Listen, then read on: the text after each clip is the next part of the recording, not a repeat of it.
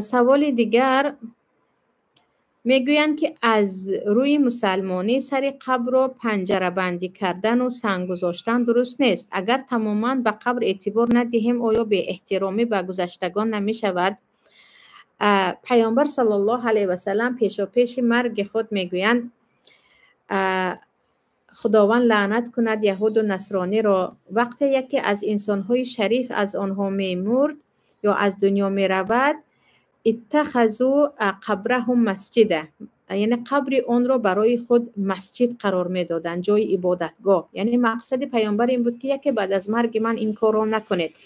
اور پیامبر صلی الله علیه و سلم وقتی یکی از صحابه ها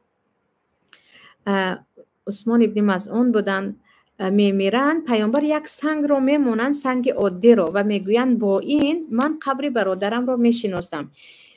قبری که کوچیده رفت اون رو درست کردن یا یک سنگ موندن یا برای گم نشدن یگان درخت موندن که از همین میشناسم باکی ندارد.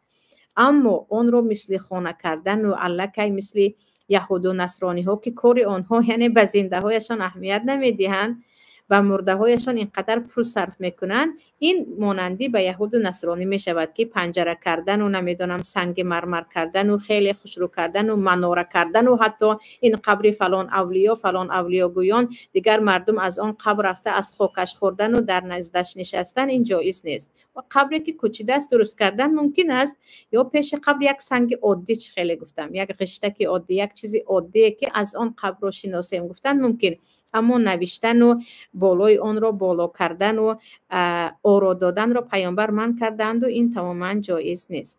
سوال درباره خمیازه کشیدن. پیامبر صلی الله علیه و سلم میگن وقتی شما در نماز خمیازه کشیدید شیطان شما را مسخره میکند، برای همین تا میتوانید دفع کنید، یعنی خمیازه خود را فرو برید. این وسوسه شیطان است. اعوذ بالله من الشیطان الرجیم گوید و طرف چپتون 3 بار ثف کنید.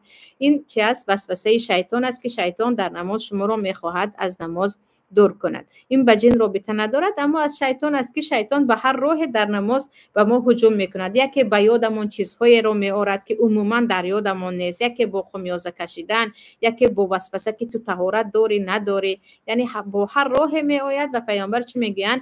این خنسب نامی شیطانی هست که اون مخصوص یعنی وظیفه او در نماز هوش و خیال نمازگزار رو پریشان کردن است، که وقتی که این گونه وسوسه کرد، خواه از طریقه ذهنی خواه از طریقه خمیازه و خواب‌آلودی، اعوذ بالله من الشیطان الرجیم گوید و به طرف چپتون 3 بار تف کنید.